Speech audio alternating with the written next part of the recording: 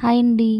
రోజు పిండి రుబ్బుకోవడానికి టైం లేక ఒక 4-5 రోజుల పాటు నిల్వ ఉండేటట్టుగా మనం ఇడ్లీ పిండిని ప్రిపేర్ చేసుకుని పెట్టుకుంటాం. 2 రోజులకి ఆ ఇడ్లీ పిండి పులుపు వాసన వచ్చేసి ఇడ్లీ టేస్ట్ అంతా కూడా మారిపోతూ ఉంటుంది.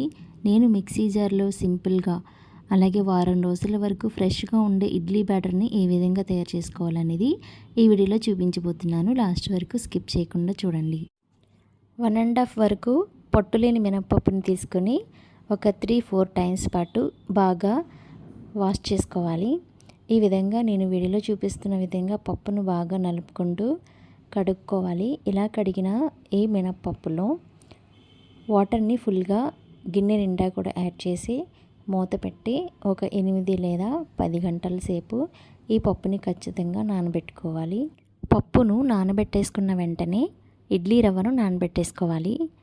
1.5 వరకు మినపప్పుని తీసుకున్నాను కనుక ఇక్కడ 3.5 వరకు మెత్తగా ఉండే ఇడ్లీ రవ్వని తీసుకుంటున్నాను. ఈ రవ్వను వాటర్ తోటి ఒక 4-5 సార్లు బాగా వాష్ చేయాలి. ఇలా వాష్ చేసిన తర్వాతే ఇడ్లీ రవ్వలో వాటర్ వేసుకొని పప్పు ఎన్ని గంటలైతే నానబెట్టుకుంటున్నామో అన్ని గంటలు ఈ రవ్వని కూడా నానబెట్టుకోవాలండి. ఇలా నానబెట్టుకున్న ఈ రవ్వను ఈవినింగ్కి మెత్తగా నానిపోయి ఉంటుంది. అలా ఉదయం నానబెట్టుకున్న మినపప్పు కూడా నానిపోయి ఉంటుందండి. ఇలా నానిపోయి ఉన్న ఈ పప్పుని మిక్సీ జార్లో వేసుకొని కొంచెం వాటర్ని వేసుకొని ఈ పప్పుని మెత్తగా గ్రైండ్ చేసుకోవాలి.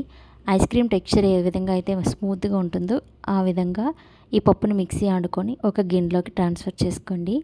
ఇప్పుడు ఉదయం నానబెట్టుకున్న ఇడ్లీ రవ్వను కూడా గుప్పెళ్ళతో తీసుకొని గట్టిగా పిండుకొని ఈ ఇడ్లీ రవ్వను అలాగే మిక్సీ ఆడుకున్న మినపప్పులోకి యాడ్ చేసేసుకోవాలి.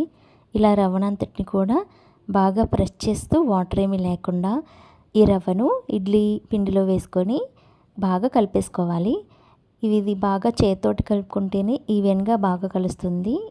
ఈ విధంగా బాగా కలిపేసుకున్న తర్వాత మూత పెట్టి నైట్ అంతా కూడా ఉంచేయాలండి. నైట్ మొత్తం ఫర్మెంట్ అయిన ఈ పిండిని బబుల్స్ ఏమీ లేకుండా గెరిటితోటి ఒకసారి బాగా కలిపేసుకోవాలి. బాగా కలిపేసుకున్న తర్వాత ఇడ్లీ కన్సిస్టెన్సీలో ఉందో లేదో చెక్ చేసుకొని ఇప్పుడు కొంచెం సాల్ట్ని కూడా యాడ్ చేసుకొని బాగా కలిపేసుకోవాలండి. బాగా కలుపుకున్న తర్వాత ఇడ్లీ రేకుల్లోకి ఇడ్లీల కింద వేసేసుకోవాలి. మరీ మందంగా కాకుండా మరీ పల్చగా కాకుండా ఈవెన్గా ఉండేటట్లుగా రేకుల్లోకి ఇడ్లీల కింద వేసేసుకున్న తర్వాత కుక్కర్లో లేదంటే ఇడ్లీ స్టీమర్లో వేసుకుని ఒక 10 మినిట్స్ పాటు ఉడికించుకోవాలి. నేను ఇక్కడ ప్రెషర్ కుక్కర్లో మూత పెట్టుకుని విజిల్ పెట్టుకోకుండా ఇడ్లీని ఉడికించుకుంటున్నాను. ఒక 10 మినిట్స్కి ఇడ్లీ పూర్తిగా ఉడికిపోతుందండి. ఉడికిపోయిన ఇడ్లీని తీసేసి కొంచెం చల్లారిన తర్వాత ఇడ్లీ రేకుల్లో నుంచి తీసేసుకొని వేడివేడిగా పల్లీ చట్నీతో సర్వ్ చేసేసుకోండి. Thank you for watching.